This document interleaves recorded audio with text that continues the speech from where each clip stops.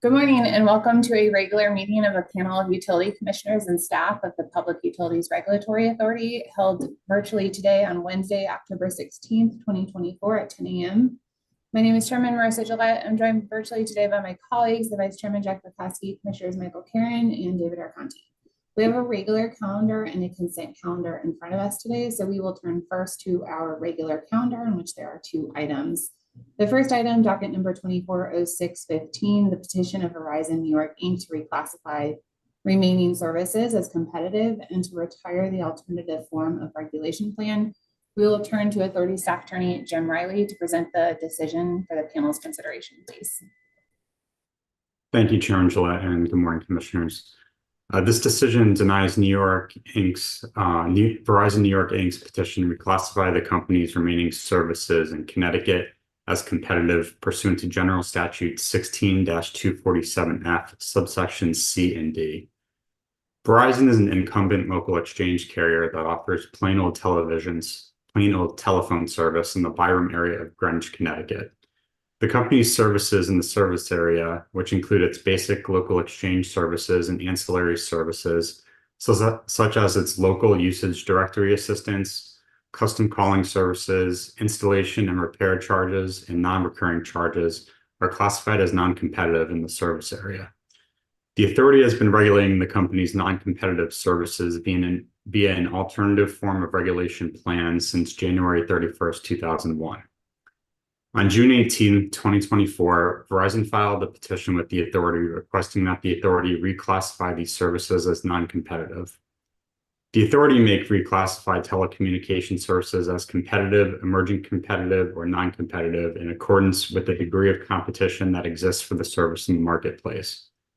The authority must consider 5 statutory factors enumerated in General Statute 16-247F, subsection D, although the statute does not direct the authority to assign a weighting to each of the 5 factors.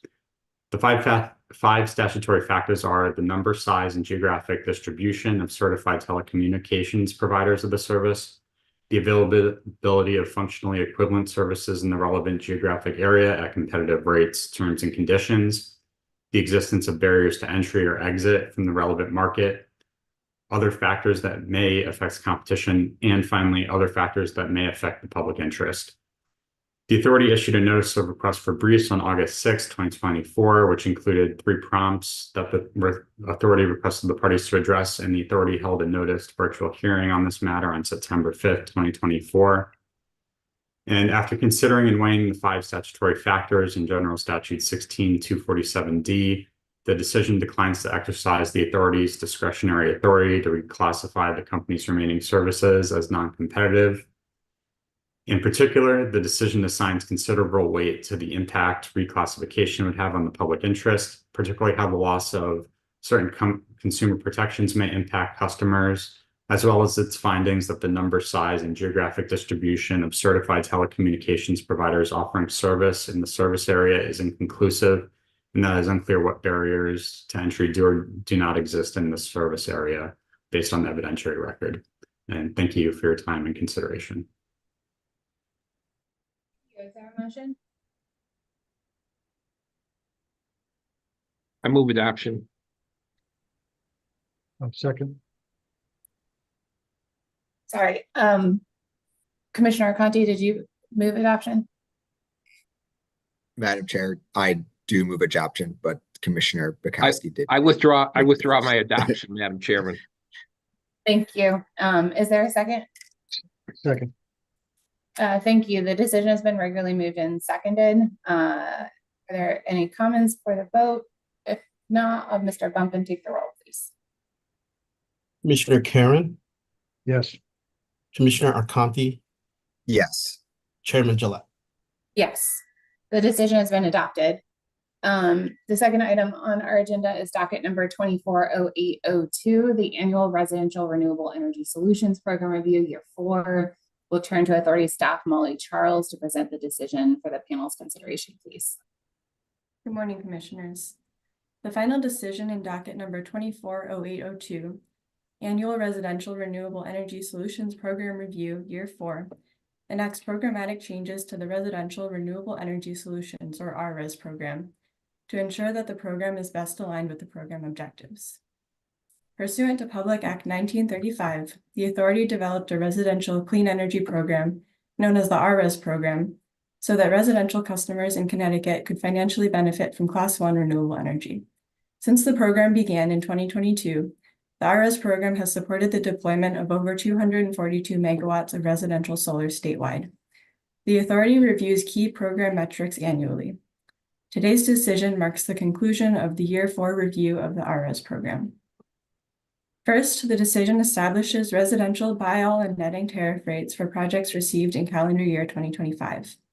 In establishing 2025 tariff rates, the decision updates the residential tariff model used in prior program years to reflect the most up-to-date economic and project data, including inputs for the averaged installed system cost and retail electric rates.